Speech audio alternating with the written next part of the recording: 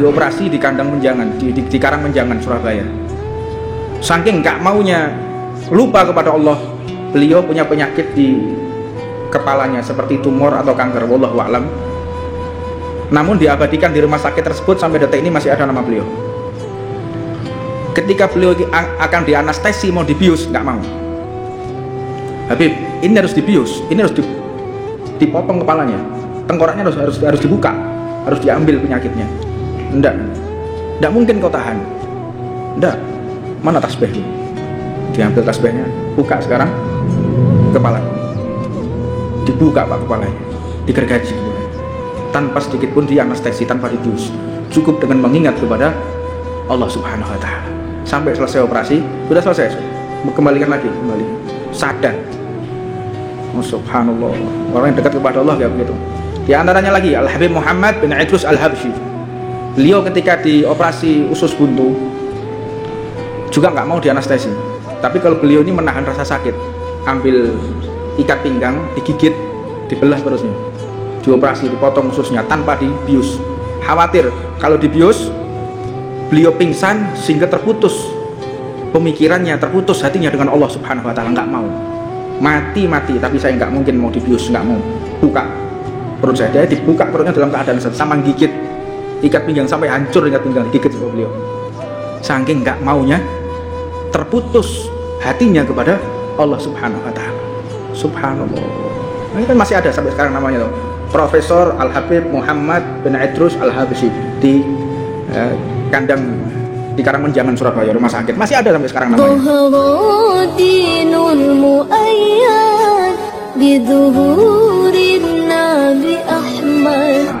Kebakaran rumahnya, saking mendadaknya kebakaran ini sampai tidak ada barang yang bisa diselamatkan, bahkan putri-putrinya pun keluar dari rumah tanpa menggunakan jilbab.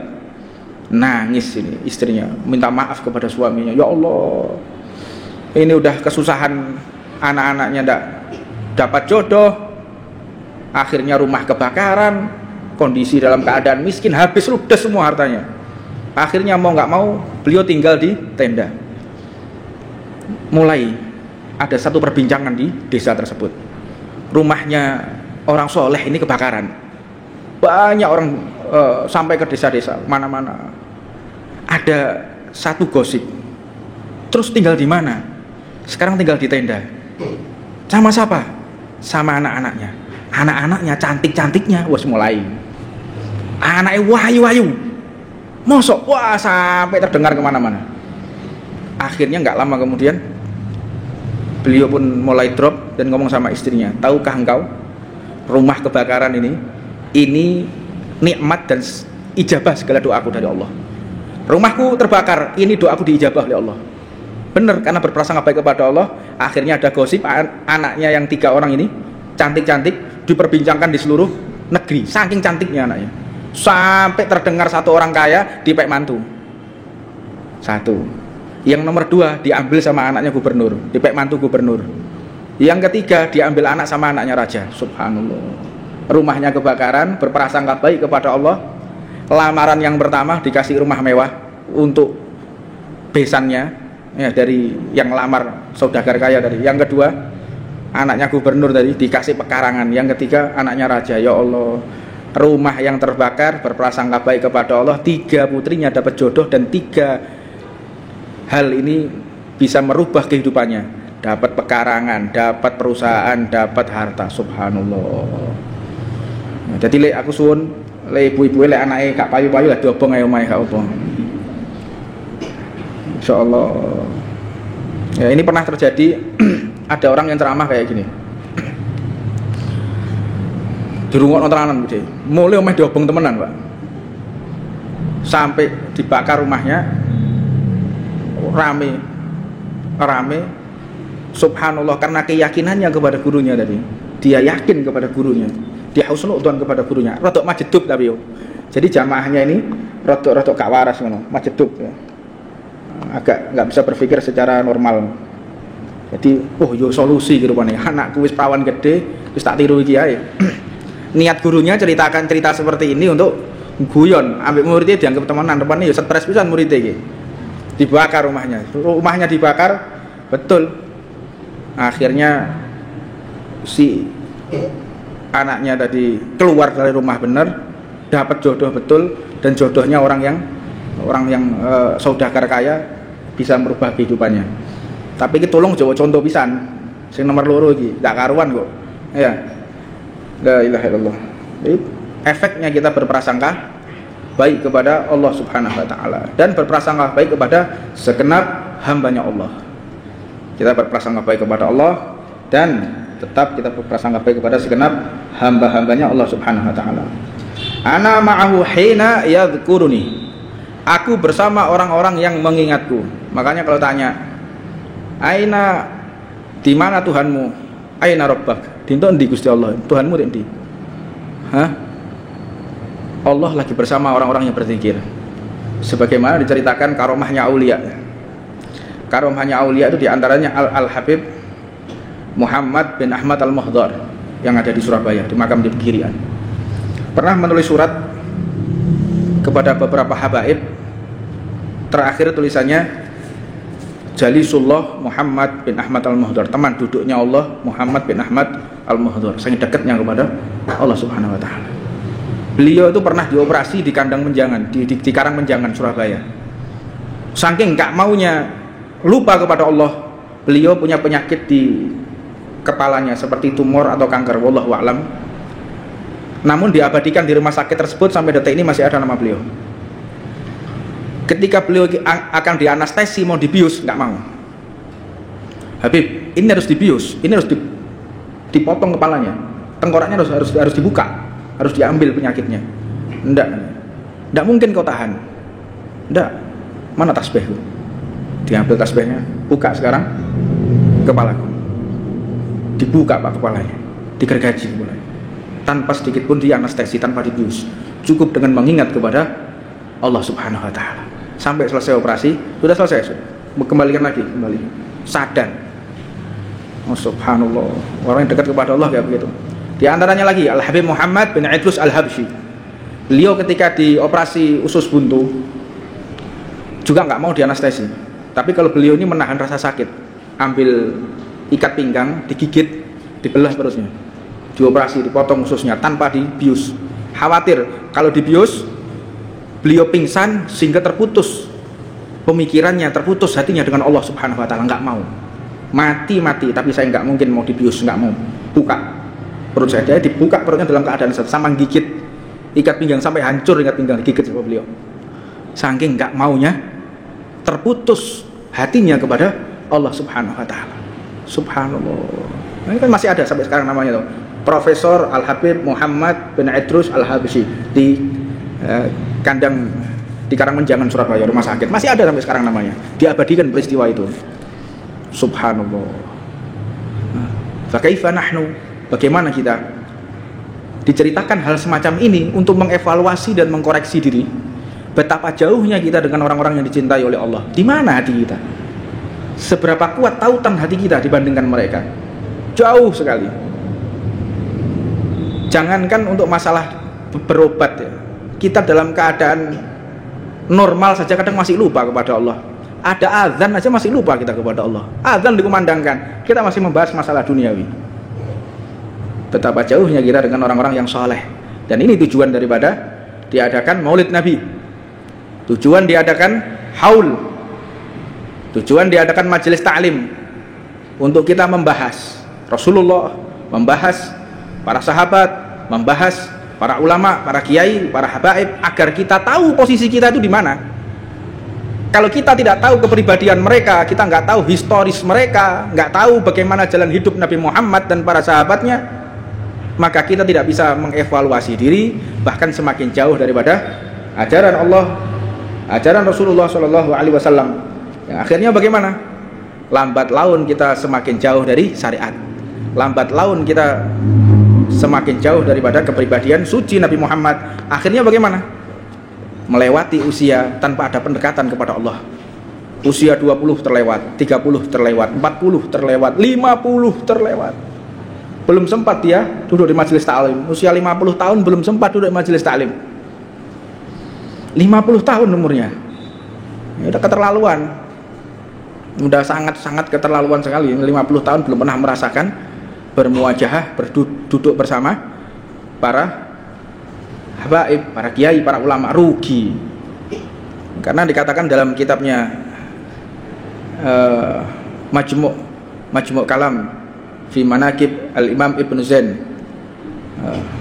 dikatakan dalam hadis qudsi, diriwayatkan di situ ada seseorang yang mendapatkan rahmat dari Allah. Nada munadi, ada suara dari langit, ini hamba ini dipegang oleh Allah, akan dilempar ke neraka. Ketika mau dilempar, nada munadi, ada suara dari langitnya Allah untuk perintah malaikat Jibril menyelamatkan hamba tersebut. Ya Jibril, adrik abdi fulan. Wahai Jibril, tolonglah hambaku fulan. Diambil oleh malaikat Jibril. Ketika diambil, ngetuk pintunya malaikat Malik, penjaga neraka, karena diriwayatkan malaikat Malik tidak pernah tersenyum sejak diciptakan oleh Allah. Penjaga neraka nggak pernah tersenyum. Satu riwayat, malaikat Malik ini pernah tersenyum sekali, senyum dok, duduk ngakak, gue mesem. Kapan? Ketika berjumpa dengan Nabi Muhammad SAW, tersenyum malaikat Malik. Melihat wajahnya Rasulullah SAW. Diambil hamba tersebut, ini perintah dari Allah. Malaikat Malik pun tidak berani menghalangi malaikat Jibril, diambil. Salhu ya Jibril, man ismuhu idza wafaqa ismu aliman au idza wafaqa ismu alimin adhilul jannah bi syafaatihi. Tanyai wahai malaikat Jibril, kalau namanya sama dengan namanya orang alim, masukkan dia ke dalam surganya Allah. Fanazala Jibril amin. Turun malaikat Jibril tanya, man ismuhu. Namanya tidak sesuai dengan nama ulama. Jenenge sapa? Aldu. Sono jenenge Aldu, wong alim jenenge Aldu, ka ono. Ora rembes-rembes sih jenenge Aldu ya. Sapa jenenge Aldu? Ono Aldu radhiyallahu taala anhu, ono ning kitab ka ono. Ka ono. Tanyai. Faraja'a Jibril, balik malaikat Jibril. Tanya ini, ya Allah, anta a'lam bihali abdika. Engkau tahu apa yang terjadi kepada hambamu. Hambamu namanya siapa mau? Aldo. Wes. Salhu ya Jibril, idza ismuhu wa ismu abaihi idza wafaqa ismu alimin adhul jannah bi syafaatihi. Tanya lagi, bapaknya jenenge sapa? Aldo bin Joni bin Fernando, wis karo-karuan kabeh jenenge iki. Gak ketemu. Kalau ada namanya seperti namanya orang alim, namanya Hamid kayak Kiai Hamid, namanya Hashim kayak Mbah Hashim, namanya Umar kayak Habib Umar, kayak Khulafaur Rasyidin Abu Bakar. Jeneng sing tenanan. Samu auladukum bi tasmiyatil hasan. Namakan anakmu itu dengan nama-nama yang mulia. Ya jeneng wong perunggahan jenenge Bella. Dikon tambahi Sungkawa, Bella Sungkawa ya. Yo, aneh-aneh jeneng Randa. Oh, apa jeneng Randa iki? Basa Jawane rondo ya. Jenenge sahabat 124.000 sak kampung gak ngarang padha Pak Jok kuwatir. Ojo jeneng sing aneh-aneh. Masuk jeneng Jawa sik enak dirungokno. Slamet, Salim di basa Arab. Yo. Banyak nama-nama yang baik, nama Jawa yang baik, nama sahabat yang baik. Ada juga adat yang cari nama sesuai dengan Al-Qur'an.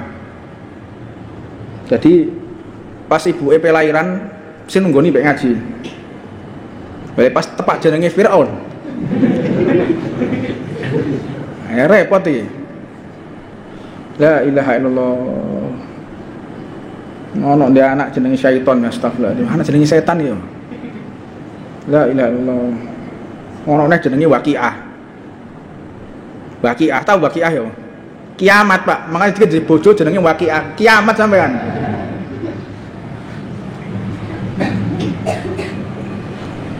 Jeneng kok aneh-aneh.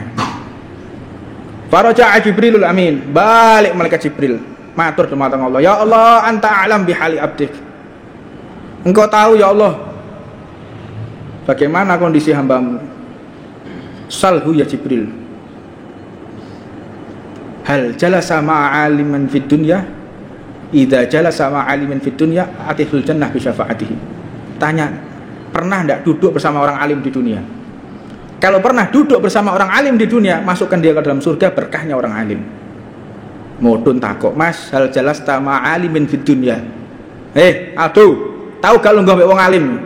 Gak tahu, delongap gak ngerti. Ngerti ku tok warung kopi, mek ngombe kopi tok, mbek rasan-rasan, liyane gak ngerti. Yo, pengajiane rasan-rasan tok warung kopi. Gak ngerti deh. Lek rasan-rasan iku dosa, gak ngerti. Lek ngrasani wong dosa, gak ngerti deh. Nah, akhirnya kembali malaikat Jibril, gak pernah. Ya Allah, anta alam bihali abdi, gak ngerti ya Allah ya Gusti, gak ngerti. Gak tahu lu gawe wong alim.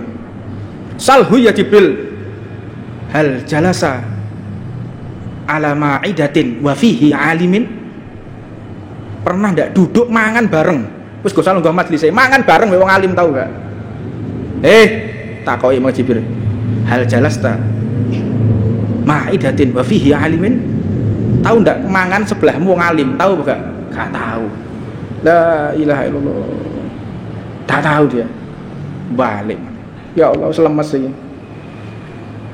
Gak tahu lungguh majelis taklim, gak tahu mangan bareng, ndak pernah juga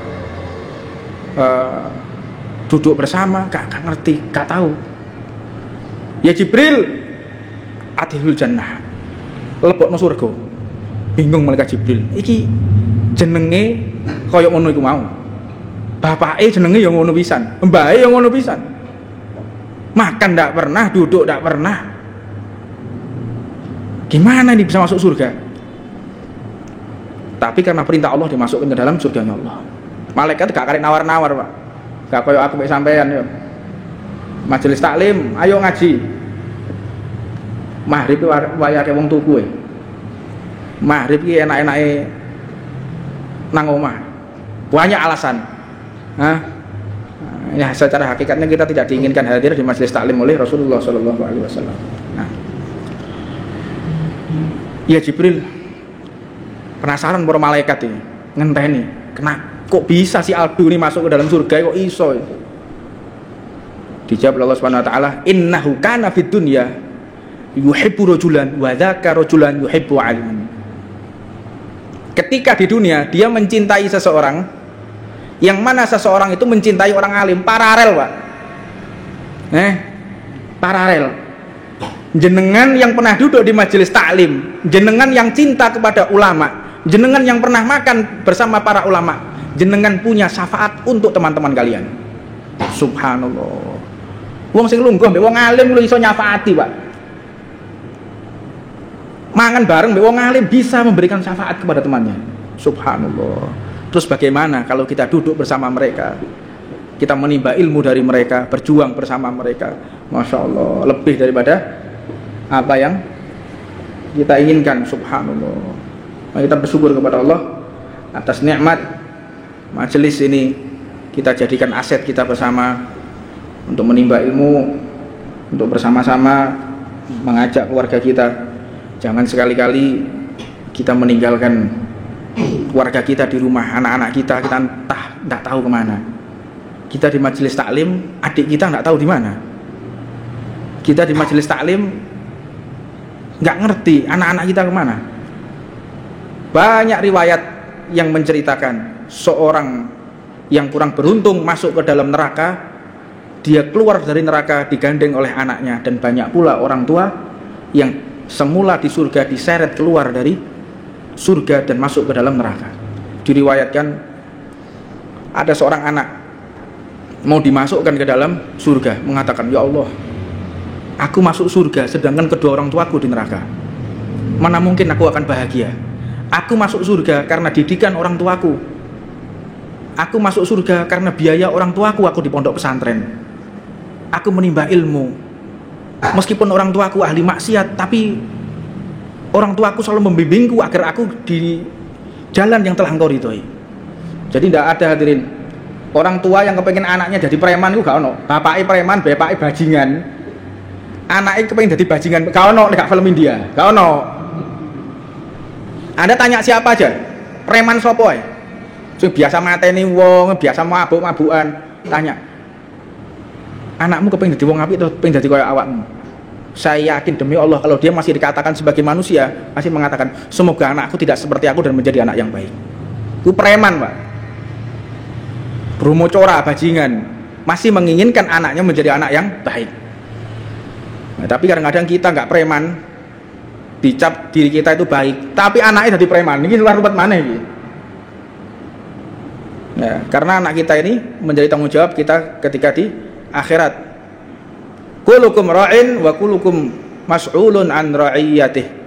Kalian semua itu pemimpin dan kalian akan bertanggung jawab kepada segala sesuatu yang kalian pimpin.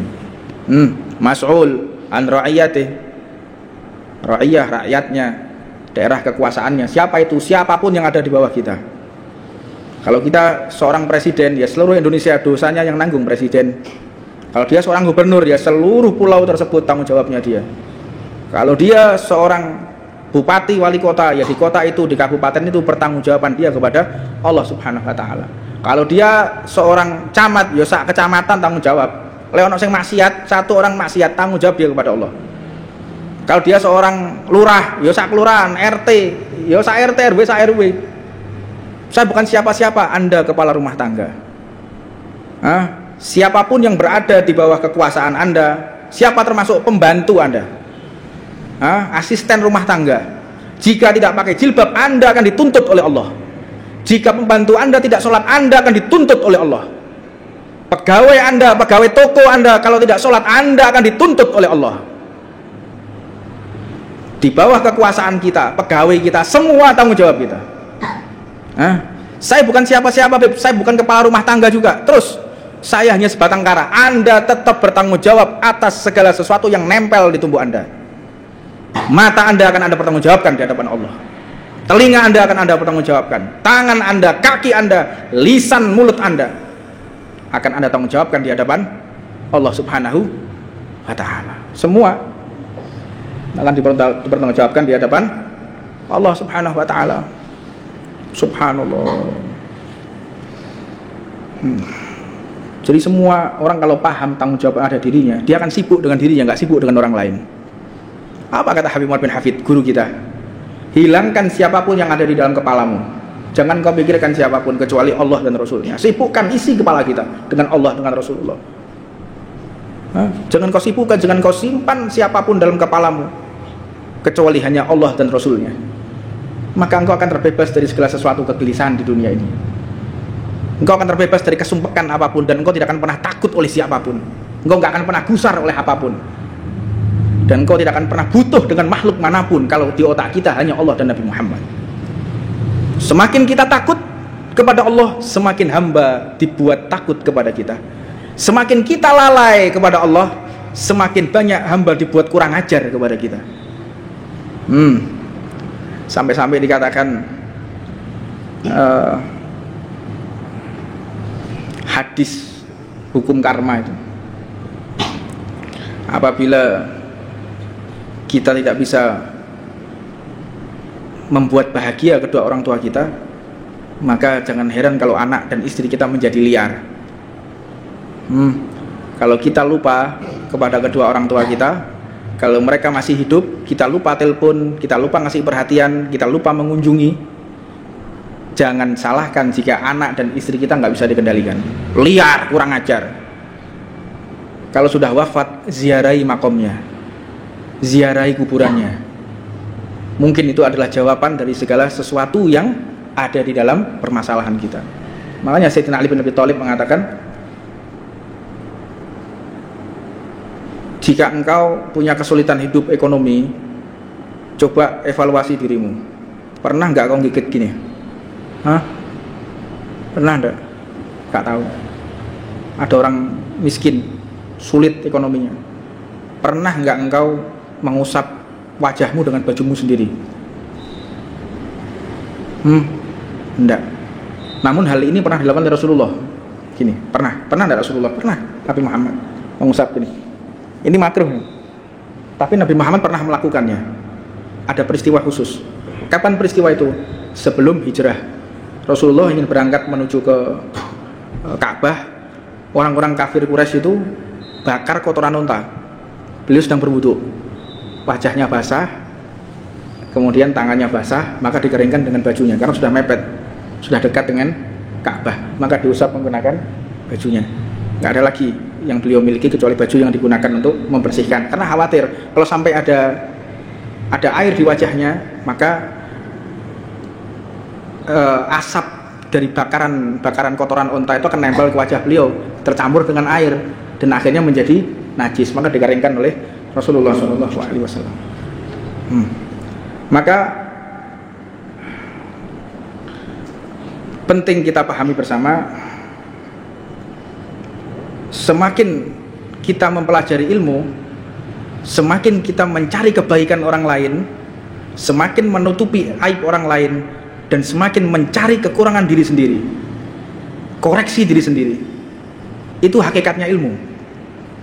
Semakin orang tinggi ilmunya, dia semakin sulit untuk mengkoreksi orang lain, semakin sulit untuk menyalahkan orang lain. Sulit ya, karena dia tahu dirinya. Maka tujuan kita menggelar majelis ta'lim ini tiada lain, kita koreksi diri sendiri. Sudahkah nama kita sesuai dengan namanya orang alim? Waduh, udah ada, tambahi Muhammad, toh tambahi Ahmad ngarepe, atau ganti siapa 124.000 sahabat, itu masih banyak. Banyak, nggak akan sama.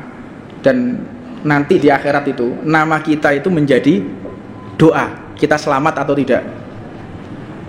Karena nanti di akhirat nama kita itu akan disebut oleh Allah, sebagaimana dalam tafsir Al-Imamul Baghawi ketika Nabi Allah Isa dipanggil oleh Allah, ya Isa ibnu Maryam taqaddam tawajjuh ilallah, pingsan Nabi Isa. Ale jenengmu jeneng Fernando, gua ya, aduh tuh Fernando bin siapa mau? Mbah bin siapa mau? Gak jelas. Nggak ada doa. Coba Allah memanggil Muhammad bin Ahmad. Waduh, Allah mengadili seperti nama kekasihnya. Jenenge Hasan bin Muhammad, Sayyidina Hasan, cucu Rasulullah. Muhammad nama Rasulullah. Ale jeneng wis gak padha mek jenenge wong alim, gak padha mek jeneng keluargane Rasulullah.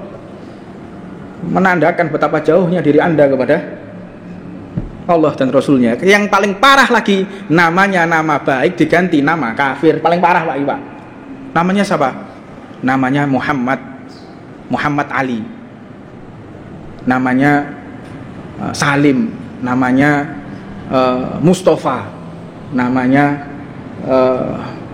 Maimun Zubair, kayak Mbah Maimun.